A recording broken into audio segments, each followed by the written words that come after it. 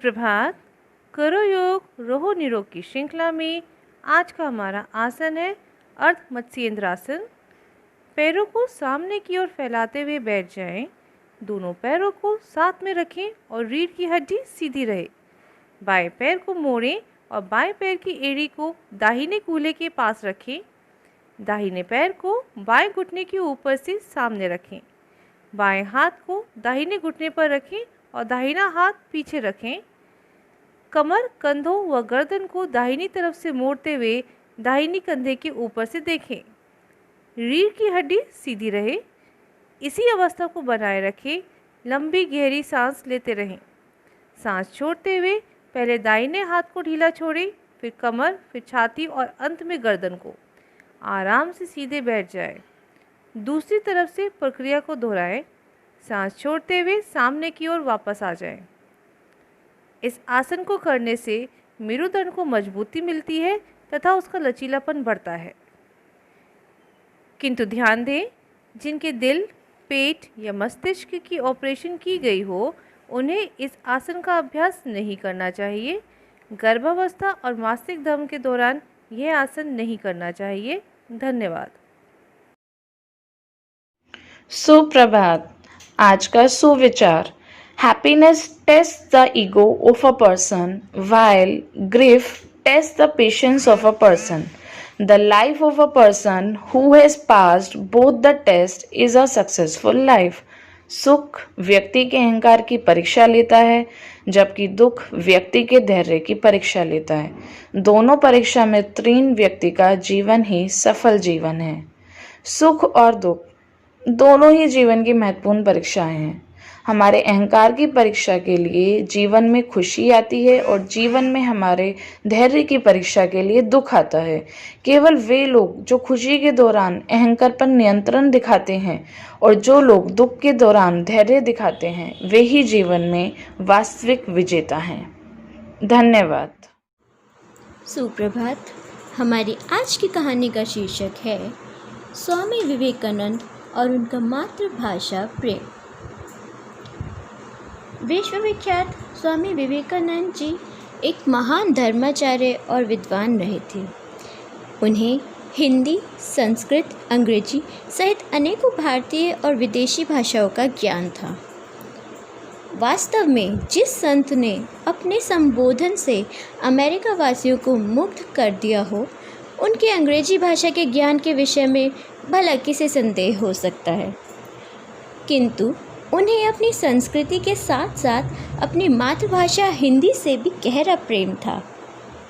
वे अपनी संस्कृति से जुड़ी समस्त वस्तुओं में मातृभाव रखते थे और उनका सम्मान करते थे। हिंदी भाषा के प्रति भी उनके मन में यही भाव था।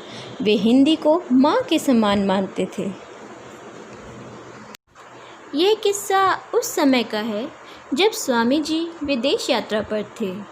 वहाँ उनके स्वागत के लिए आए कुछ लोगों ने स्वामी जी से हाथ मिलाने के लिए उनकी तरफ हाथ बढ़ाया और इंग्लिश में हेलो कहा। जवाब में स्वामी जी ने दोनों हाथ जोड़कर उन महानुभावों को नमस्ते कहा। उन लोगों को लगा कि संभवतः स्वामी जी को अंग्रेज़ी का ज्ञान नहीं है, इसलिए वे हिंदी में नमस्ते कहकर हाथ जोड़ने की मुद्रा बना रहे हैं। यह सोच उनमें से एक ने हिंदी में पूछा, आप कैसे हैं? तब स्वामी जी ने कहा, I am fine, thank you. Swami ji का जवाब अंग्रेज़ी में सुनकर वे लोग आश्चर्य में पड़ गए। उन्होंने विनम्रतापूर्वक पूछ ही लिया कि स्वामी जी, जब हमने आपसे अंग्रेज़ी में बात की तो आपने उत्तर हिंदी में दिया, लेकिन जब हमने हिंदी में बात की तो आप अंग्रेज़ी में बोले, ऐसा क्यों? स्वामी जी मुस्कुराए और बोले, जब आप अपनी मातृभाषा अंग्रेजी का सम्मान कर रहे थे तब मैं भी अपनी मातृभाषा हिंदी का सम्मान कर रहा था, किंतु जब आपने मेरी माँ का सम्मान किया तब मैंने भी विनम्रतापूर्वक आपकी मातृभाषा अंग्रेज़ी माँ का सम्मान किया।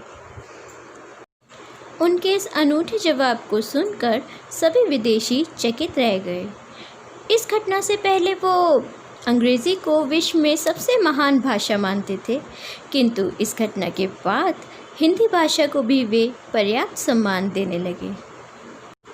परंतु आज समस्या यह है कि हम में से अधिकतर हिंदी भाषियों को भी हिंदी का पूर्णतः ज्ञान नहीं है। कभी कभी तो ऐसा प्रतीत होता है मानो हमें हिंदी लिखने और बोलने में शर्म महसूस होती है। तो आइए क्यों ना स्वामी विवेकानंद जी के व्यक्तित्व से प्रेरणा लें और यह सुनिश्चित करें कि जब तक आवश्यक ना हो अकारण ही विदेशी भाषा का प्रयोग ना करें और अन्य को भी इसके लिए प्रेरित करें। कृपया राष्ट्रभाषा का प्रयोग करें, हिंदी का प्रयोग करें। जय हिंद, जय हिंदी, जय भारत। नमस्कार। चलते चलते में आज की गतिविधि है छोटी ई की मात्रा के शब्द बनाना।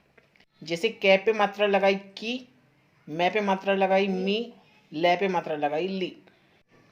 आओ शब्द पढ़ें। दिन, पिन, बिन, सिर, फिर, गिर, रवि, कवि, छवि, किला, पिला, खिला। अब आपकी स्क्रीन पर कुछ चित्र दिए हुए हैं और उनके सामने शब्द लिखे हुए हैं। जैसे कि पहला शब्द है टिकट, तो हमने टिकट का मिलान उसके चित्र से कर दिया है। बाकी चित्रों के मिलान करके अपनी मैम को दिखाइए। धन्यवाद।